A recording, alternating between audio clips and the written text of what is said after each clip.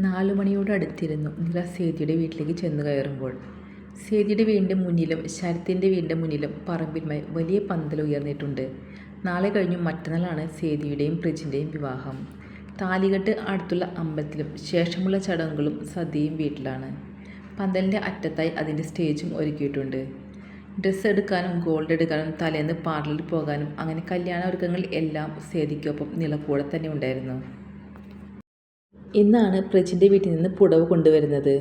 ഹോട്ടലിൽ പണി നടക്കുന്നിടത്ത് ഇന്ന് ചെല്ലേണ്ടി വന്നതുകൊണ്ട് നിലയ്ക്കിപ്പോഴാണ് ഇങ്ങോട്ട് എത്താൻ പറ്റിയത്. കുറേ നേരമായി സേതു ചേച്ചി വാതിൽക്കൽ നോക്കി പോകുന്നത്. ചേച്ചിയെ തിരക്കിയാവും. നിലയെ കണ്ടതും സേതു അടുത്തേക്ക് വന്നു. നില കൈയെത്തിച്ച് അവൻ്റെ മുടിയൊന്ന് കോന്തി വിട്ടു. അവനിപ്പോൾ BA മലയാളം 2ാം വർഷമാണ്. നല്ല ഉയരം വെച്ചു. അച്ഛൻ്റെ കുറവ് നികത്തി അമ്മയ്ക്കും അങ്കിളിനൊപ്പം ചേച്ചിയുടെ കല്യാണത്തിന് ഓടി നടക്കുന്ന അവനോട് നിലയ്ക്ക് പ്രത്യേക വാത്സല്യമാണ്. അവരെ എപ്പോഴാടാ വരാ? 5 മണിക്ക് മുന്നേ വരുമെന്നാ പറഞ്ഞത്. എന്നിട്ടാണോ നീ ഈ വിയർത്ത് മുഷിച്ച് നിൽക്കുന്നത്? പോയി റെഡിയാവ്. ചോദിക്കുന്നിടയിൽ പന്തലിൽ മൊത്തമായി നില കണ്ണോടിച്ചു. നോക്കുന്ന ആളെ അവിടെ ഇങ്ങും കണ്ടില്ല.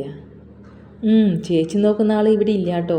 ജിത്തേറിൻ്റെ മാമനും കൂടി അവർക്കുള്ള ഫുഡ് എടുക്കാൻ പോയതാ. സേതു ചിരിയോടെ പറഞ്ഞപ്പോൾ നില ഒന്ന് ചമ്മിയെ ചിരിയിച്ച് അകത്തേക്ക് കയറി. ഇത്രയും ദിവസങ്ങളിൽ ഗോൾഡ് എടുക്കാൻ പോയ ദിവസം മാത്രമാണ് വിഷയത്ത് കൂടെ ഉണ്ടായത്.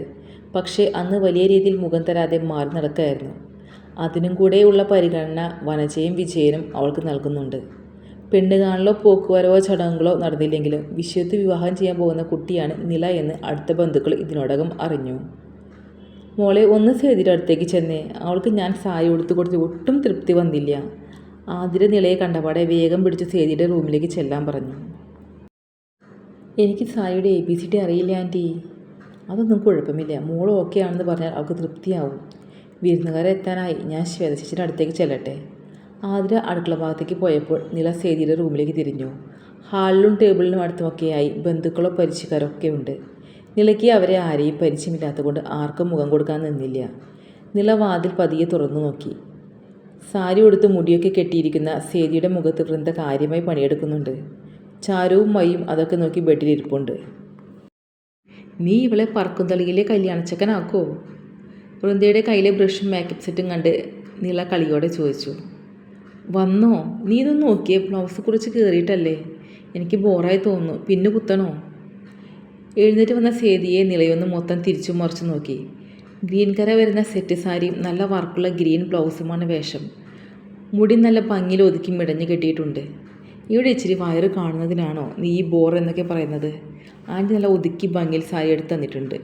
നീ ഇനി ഓരോന്ന് ചെയ്ത് ബോറാക്കണ്ട. അങ്ങനെ പറഞ്ഞു കൊടുക്ക് ചേച്ചി. ഈ സാരി തന്നെ ഔട്ട് ഓഫ് ഫാഷനാണ്. ഇപ്പോഴത്തെ പെൺപിള്ളേരൊക്കെ നല്ല മോഡേൺ ലാച്ചിയൊക്കെ ഇടുക. ഇവിടെ സാരി എടുത്ത് പോരാ, അതിനും ബുദ്ധിമുട്ട് പറയാ. വൃന്ദ ഒന്ന് പരിഭവം പറഞ്ഞു. ഇവൾ ചുമ്മാ ഓരോന്ന് പറയും. അതൊന്നും കാര്യമാക്കണ്ട. ബാക്കി കലാപരിപാടികൾ വലുതും ഉണ്ടെങ്കിൽ തീർക്ക്. വേറെ പരിപാടിയൊന്നുമില്ല. മിനിമം മേക്കപ്പ് മാത്രം ചെയ്തിട്ടുള്ളൂ. വൃന്ദ സേതിയുടെ മുഖം നിലയ്ക്ക് നേരെ തിരിച്ചു പിടിച്ചു. മിതമാണെങ്കിലും നല്ല ഭംഗിയിലാണ് വൃന്ദ സേതിയെ ഒരുക്കിയിരിക്കുന്നത്. നന്നായിട്ട് നില ഉറപ്പ് പറഞ്ഞിട്ടാണ് സേതിക്ക് ഒരാശ്വാസമായത്. സമയം അധികം ഇല്ലാത്തതുകൊണ്ട് കൊണ്ടുവന്ന ബാഗിൽ നിന്ന് ഒരു ചുരിദാർ എടുത്ത് നില വേഗം കുളിച്ച് റെഡിയായി. ഇനി കല്യാണം കഴിയും വരെ നില ഇവിടെ തന്നെയാണ്. അത് സേതിക്ക് നില ആദ്യമേ കൊടുത്ത പ്രോമിസാണ്. 5 മണിയാകും മുന്നേ പ്രജിൻ്റെ വീട്ടിൽ നിന്നുള്ളവർ എത്തി. പ്രജിൻ്റെ അനിയത്തി പാറു എന്ന പാർവണയും ആൻറ്റിമാരും കസിൻസും അടക്കം 10-15 പേരുണ്ടായിരുന്നു വന്നവർ. പാറുവുമായി ഇതിനോടകം നിലയും വൃന്ദയും നല്ലൊരു അടുപ്പം ഉണ്ടാക്കിയെടുത്തിരുന്നു. ഡ്രസ്സ് എടുക്കാൻ പോയപ്പോഴൊക്കെ പാറുവും ഉണ്ടായിരുന്നു. ഹാളിൽ നിറച്ചു വെച്ച പറയ്ക്കും നിലവിളക്കിനും മുന്നിൽ നിന്നാണ് പാറു സേതിക്ക് പുടവ കൈമാറിയത്. എല്ലാവരും കൂടി നിന്നപ്പോൾ ഹാളിൽ നല്ലൊരു തിരക്ക് അനുഭവപ്പെട്ടു. ഫോട്ടോ സെക്ഷനായപ്പോൾ വിശ്വത്ത് പുറത്തേക്ക് ഇറങ്ങി. ഒപ്പം വൈഷ്ണവും പ്രസന്നവും കൂടി പുറത്തേക്ക് ഇറങ്ങി. വൃന്ദയ്ക്കൊപ്പം സേതിയുടെ കൂടെ 1-2 ഫോട്ടോയ്ക്ക് നിന്നതിന് ശേഷം നില പുറത്തേക്ക് ഇറങ്ങി. പ്രതീക്ഷിച്ച ആളെ തേടി അവൾ പന്തൽ മുഴുവൻ നടന്നു. എന്നിട്ടും ആളെ കാണാതെ നിരാശയോടാണ് അവൾ തിരിച്ച് വീട്ടിലെ ഉള്ളിലേക്ക് കയറിയത്. അപ്പോഴേക്കും ചാരു വന്നു അവളെ ഫോട്ടോസ് എടുക്കാൻ വിളിച്ചു കൊണ്ടുപോയി. പാറുവിനും വൃന്ദയ്ക്കൊപ്പം സേതിയുടെ കൂടെ അടുത്ത ഫോട്ടോയ്ക്ക് നിൽക്കുമ്പോൾ ചിരിക്കാൻ നില കുറച്ച് പാടുപെട്ടു.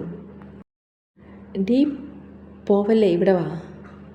വൃന്ദയ്ക്കും പാറുവിനും ഒപ്പം ഫോട്ടോയ്ക്ക് പോസ്റ്റ് ചെയ്ത് ഇറങ്ങാൻ നേരം സേതി നിലയെ പിടിച്ചു വെച്ചു.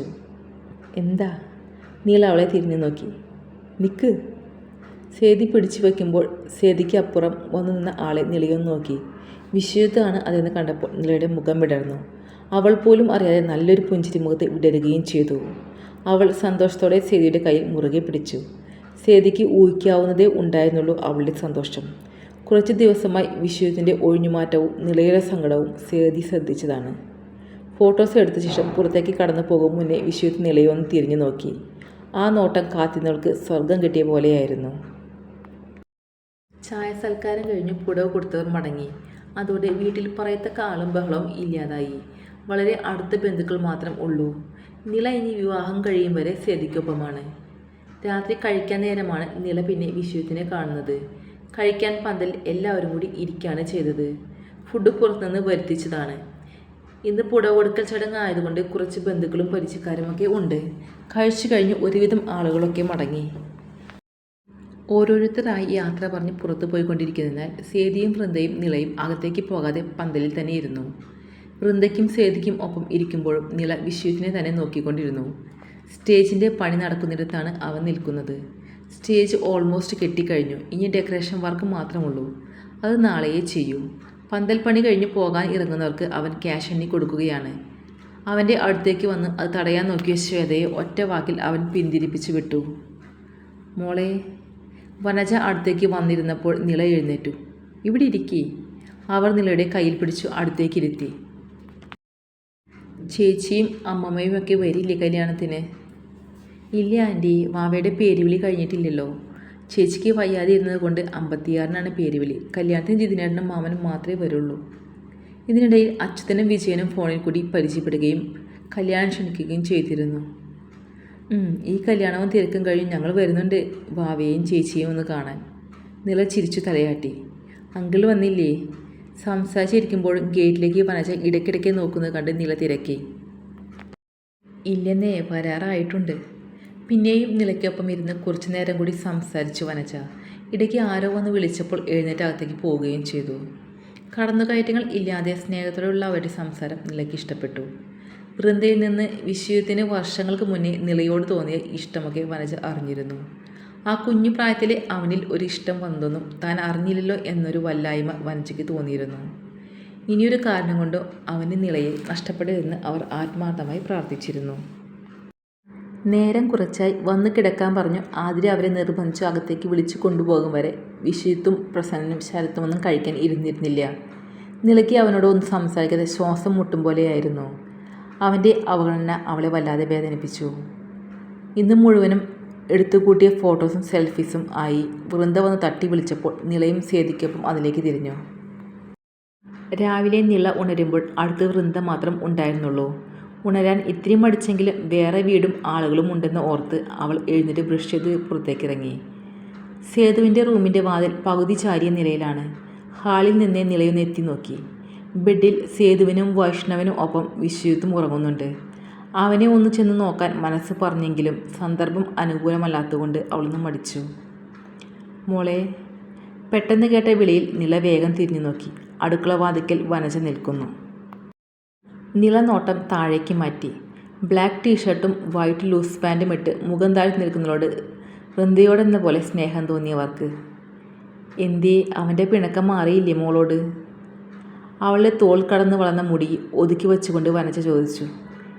അങ്ങനെയൊന്നുമില്ല. പറയുന്നത് വിശ്വജിത്തിൻ്റെ അമ്മയോട് ആയതുകൊണ്ട് ഒരു പരിഭ്രമം നിലയ്ക്ക് വന്നു. ഇന്നലെ മുതലേ നിങ്ങളുടെ പരസ്പരം മിണ്ടാതെയുള്ള നടത്തം ഞാൻ ശ്രദ്ധിച്ചിരുന്നു. ചില നേരം കുട്ടികളെപ്പോലെ ഒരു വാശിയുണ്ട് അവന്. മോള് വിഷമിക്കണ്ട, അത് പയ്യെ അങ്ങ് മാറിക്കോളും. ആൻറ്റി, ഞാൻ ആ പിണക്കത്തിൻ്റെ കാരണം അവർക്ക് അറിയുമോ എന്നൊരു അങ്കലാപ്പ് അവൾക്ക് വന്നു. ആൻറ്റി വേണ്ട, അമ്മ അങ്ങനെ തന്നെ വിളിച്ചോ. നിലയ്ക്ക് പെട്ടെന്ന് അംബികയെ ഓർമ്മ വന്നു. എത്ര നിയന്ത്രിച്ചിട്ടും അവളുടെ കണ്ണിൽ നനവ് തിങ്ങി. എന്താ ഇത്, കണ്ണൊക്കെ നിറഞ്ഞല്ല, വന്നേ. അവളെ കുട്ടി അടുക്കളയിലേക്ക് നടക്കുമ്പോൾ മുറിയുടെ വാതിക്കൽ അവരെ നോക്കി നിൽക്കുന്ന വിശ്വജിത്തിനെ നോക്കി കണ്ണുരുട്ടി വനജ. അമ്മയുടെ നോട്ടത്തിൽ അവനൊന്ന് പുഞ്ചിരിച്ചു. പുറത്തിറങ്ങി കൈയും മുഖവും കഴുകി അടുക്കളയിൽ വന്നൊരു കട്ടൻ ശ്വേതയുടെ കയ്യിൽ നിന്ന് വാങ്ങുമ്പോൾ അവൻ കണ്ണുകൊണ്ട് നിലയെ തിരഞ്ഞു. അടുക്കളയിൽ നിന്ന് പുറത്തേക്ക് ഇറങ്ങുന്ന പടിയിൽ സേതിക്കൊപ്പം ഒരു ഗ്ലാസ് ചായ പിടിച്ചിരിക്കുന്ന നിലയെ അവനൊരു നോക്ക് കണ്ടു. ജിത്തേ, പാല് വാങ്ങണം. വനജ വിശ്വജിത്തിനോട് പറയുന്നത് നില കേട്ടു. എന്നാലും അവൾ തിരിഞ്ഞു നോക്കിയില്ല. പാല് ശരത്തേട്ടൻ എവിടെയോ പറഞ്ഞു വെച്ചിട്ടുണ്ട്. സേതി അങ്കിളിനോട് ഇങ്ങോട്ട് വരാൻ പറഞ്ഞ് ആ പിള്ളേരെ കൂടി എഴുന്നേൽപ്പിച്ചോ. ആതിര പറഞ്ഞപ്പോൾ സേതി നിളയെ കൂട്ടി ശരത്തിൻ്റെ വീട്ടിലേക്ക് പോയി. അവിടെ ചെന്ന് ശരത്തിനെ ഇങ്ങോട്ട് പറഞ്ഞുവിട്ട് ചാരുനെയും മയ്യെയും എഴുന്നേൽപ്പിച്ച് പല്ലു തേപ്പിച്ചു കൊണ്ട് വരുമ്പോഴേക്കും നേരം കുറച്ച് പോയിരുന്നു. പിള്ളേരെയും കൂട്ടി വന്ന് കയറുമ്പോൾ നിളയും സേതിയും കാണുന്നത് ആകെ പെട്ട അവസ്ഥയിലിരിക്കുന്ന വൃന്ദയെയാണ്. വൃന്ദയ്ക്ക് അടുത്തിരിക്കുന്ന 2 പേരെ കണ്ട് സേതി തലയിൽ കൈവച്ച് പതിയെ പിന്നോക്കം വലിഞ്ഞു. തുടരും. സ്നേഹത്തോടെ, അഭിനവി.